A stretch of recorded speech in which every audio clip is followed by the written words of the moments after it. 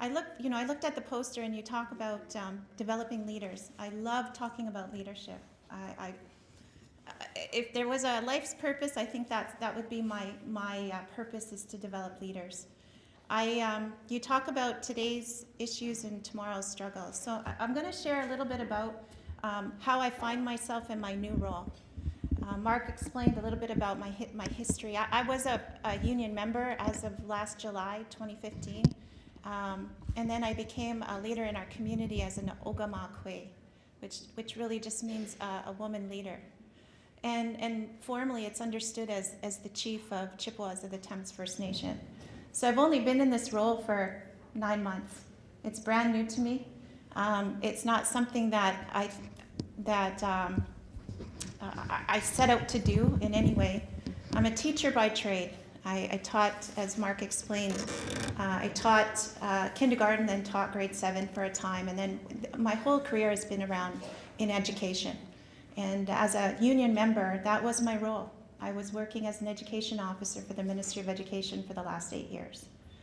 So I just want to situate myself first and tell you, my people are the Anishinaabe people. We're indigenous to this land. Folks in Canada will refer to us as Aboriginal. And under that big, large umbrella term, there's 3 other terms that are equally and even more important in terms of how we should use our language here in Canada. So I also could identify as First Nation. And under that big umbrella term, Aboriginal, there's First Nation, Métis, and Inuit. And respectfully, all of those peoples come out of a long tradition, a history of civilizations that are rich in culture, rich in society and governance structures, rich in worldview and philosophies. And so those are my ancestors, those are my people. And when we talk about leadership in Canada and First Nation communities, we struggle with that terminology.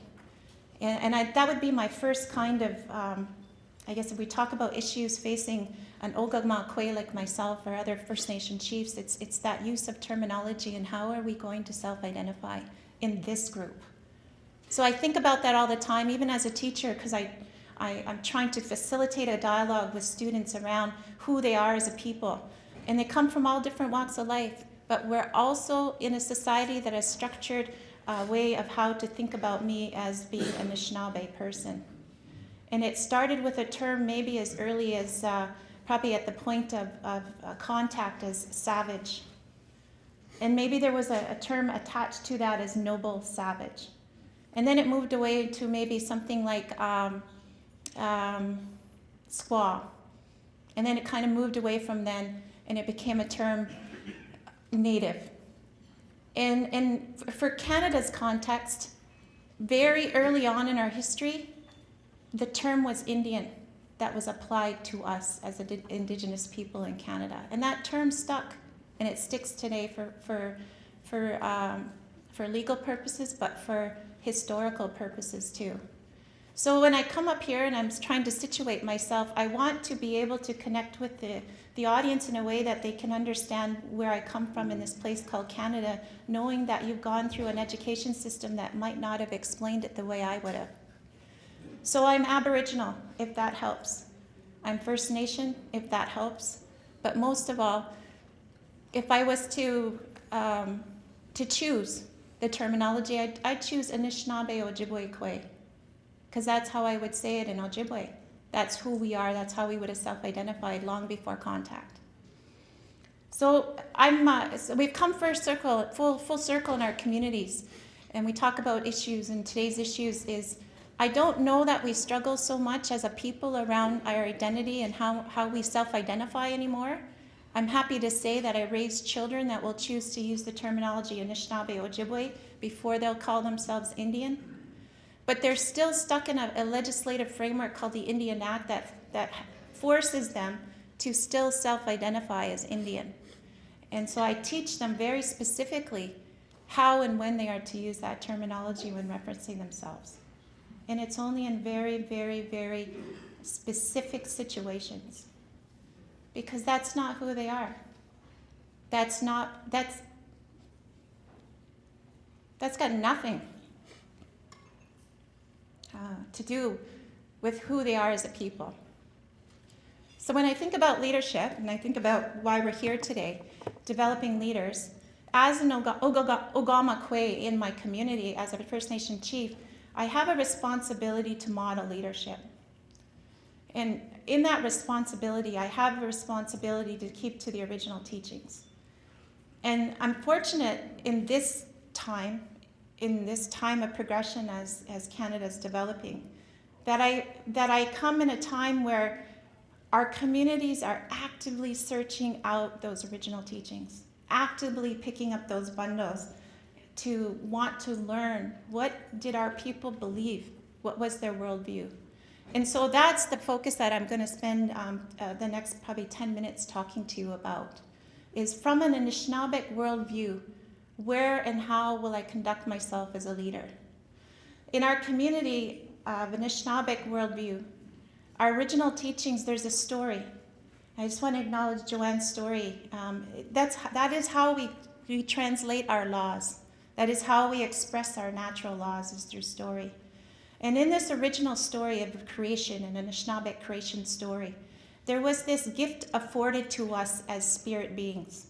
And the spirit beings meaning all of us here in this room. Our creation story makes space for every spirit being, every color of race. And I love that about our creation story.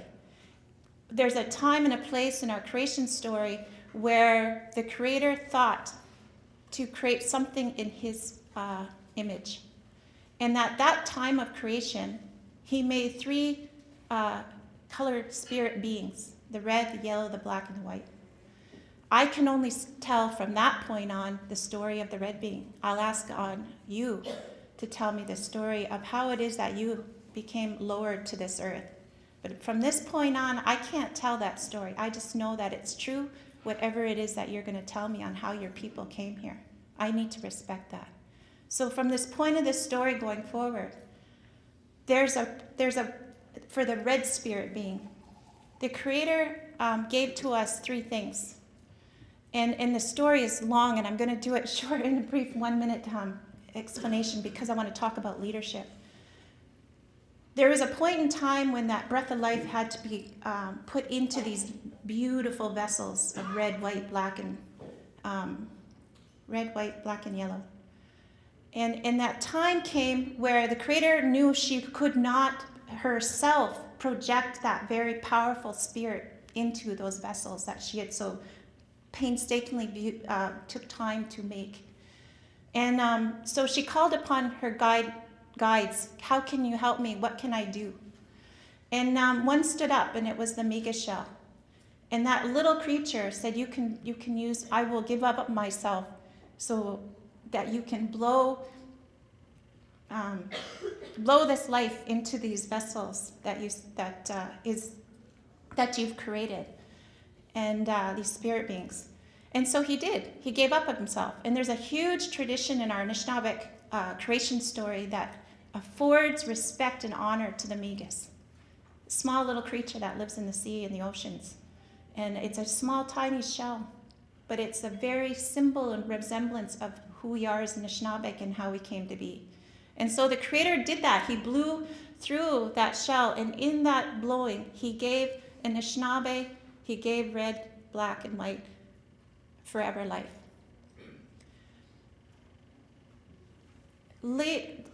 Not only did He stop there, but Creator, she also gave change life. So there was a second breath of life that went through. And so in that change, in that gift of change, we know in our original teachings that is always going to be there. That it's a given. That change, you can't stop it. It's a gift of Creator. It's part of being on that red road that was created for us on Mother Earth. And so there was a time where finally all of the gifts were given, and each one of those spirit beings were said, okay, it's time. It's time to move on. And all the three colors, this is the last of the part of the story that I can tell about yours, is that the yellow, black, and the white, they did. They left immediately, and they made their journey towards the earth. Red Spirit being didn't do that. Red Spirit being stayed because of the very space that was created by the Creator of complete love, kindness, sharing, all of what he was experiencing in that development of himself. There was a space of kindness, of sharing, and he didn't want to leave. Well, you'll be by yourself, Creator. I don't want to leave. No, Maja, keep going. This red road has been created for you, this life, this changing life, but don't forget you have that forever spirit in you. Fast forward to the time when the red spirit leaves. But there's a point in that leaving when the red spirit, halfway on the descent to earth, looked back and said, I don't want to leave. I still want to go back. Why would I want to leave such a beautiful place? And no, keep going.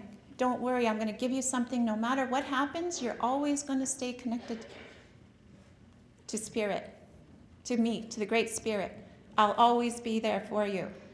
And so with that assurance, Red Spirit kept going and made his way to Mother Earth.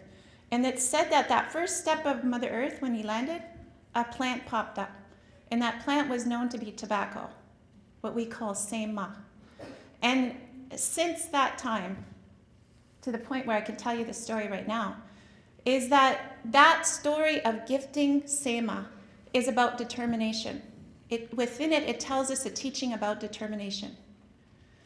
Because when Red Spirit landed on the earth and touched lightly, because you have to imagine that you're a spirit being, you're not as we understand ourselves right now physically, and kind of floated and touched lightly upon earth carefully.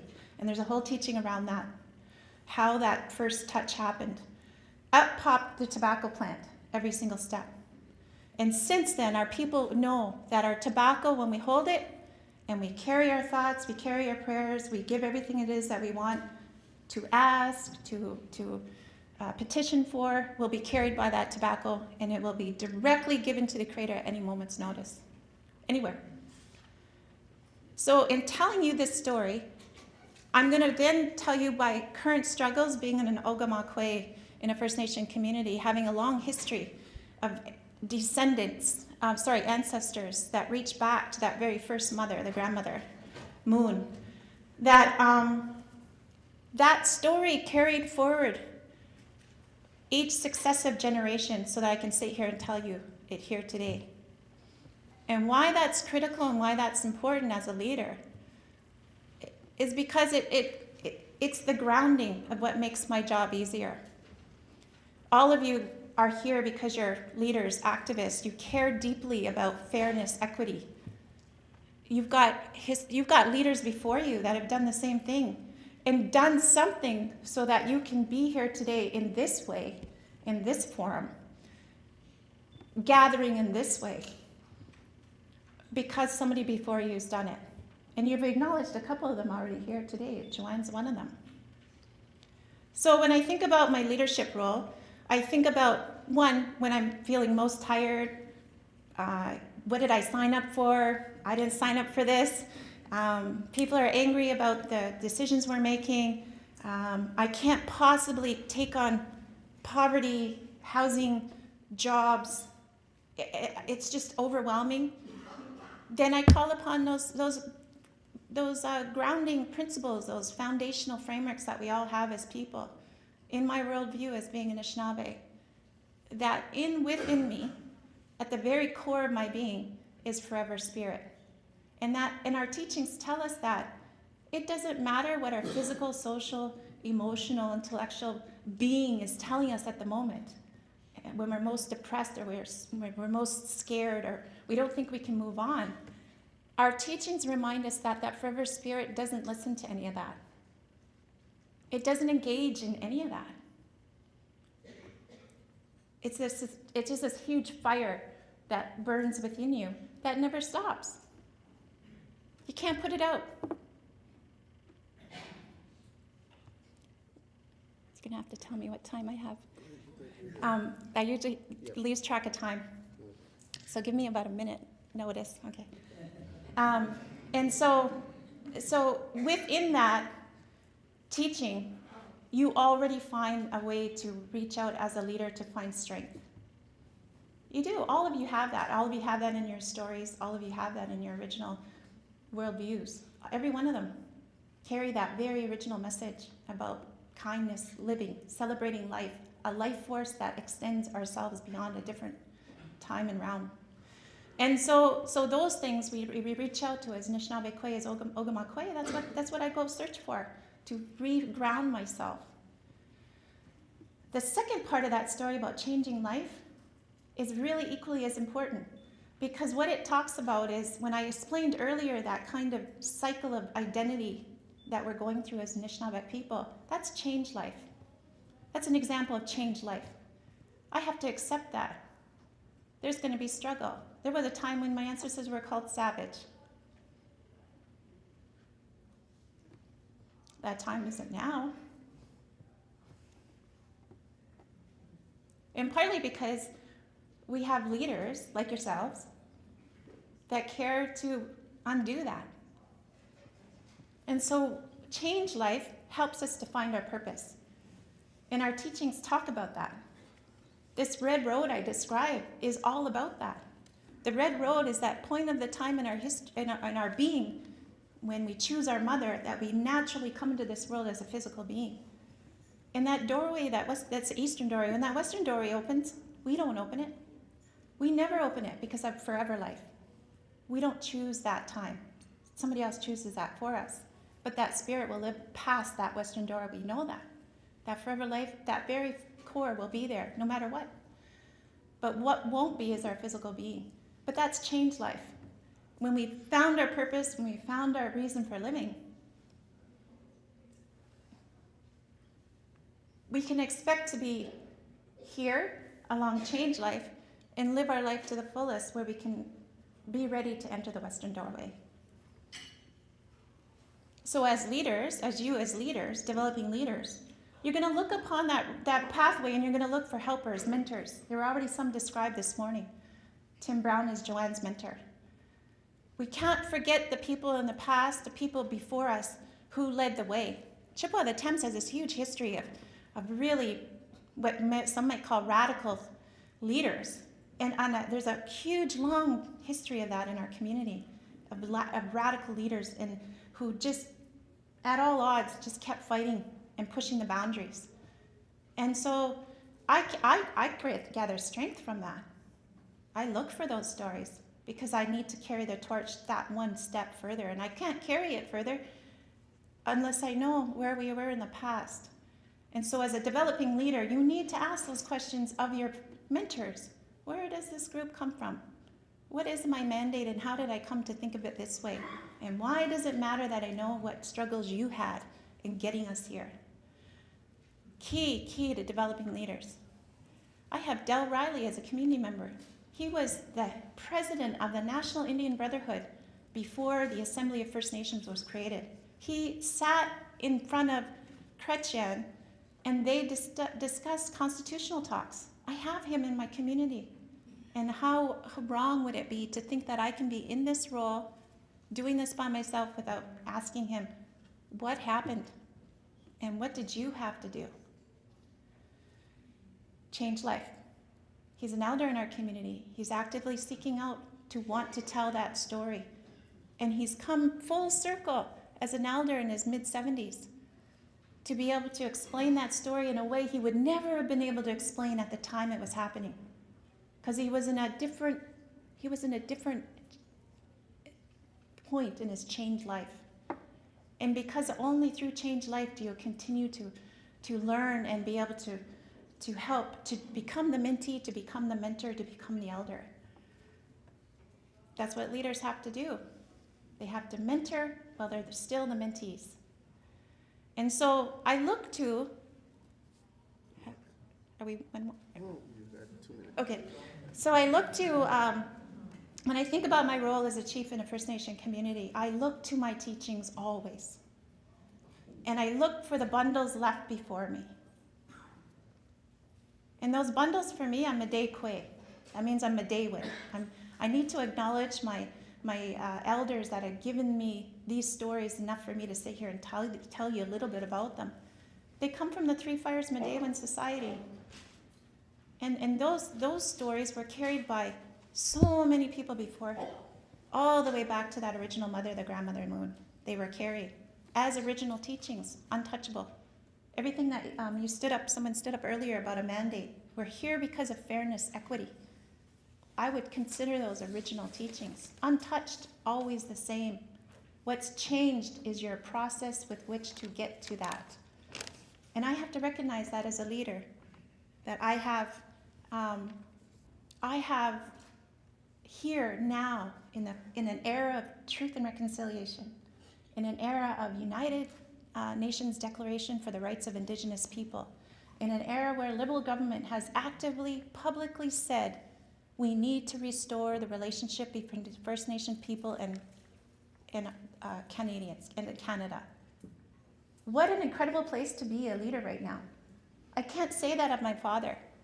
My father he's 38 years being a council member for our community. He's 75 years old. That time was different for him. But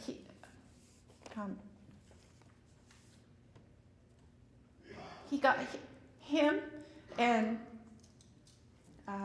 Dell, Riley, others, all across the nation got us to this point.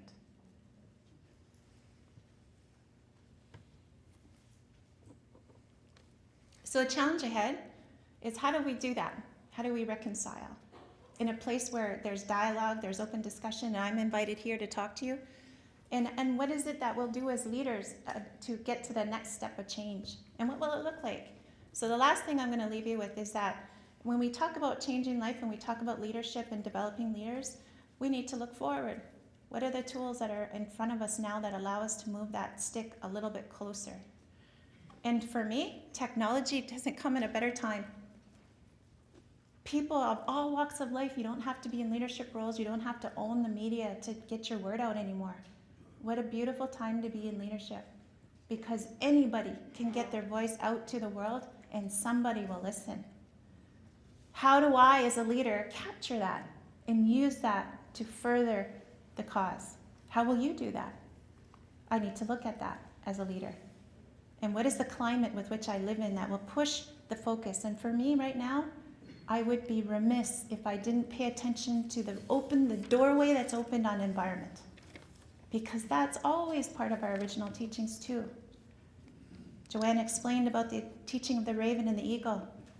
Our very core of who we are as people, centered on our relatives before us, that came before us, all of creation that came before us. And we're all integrated.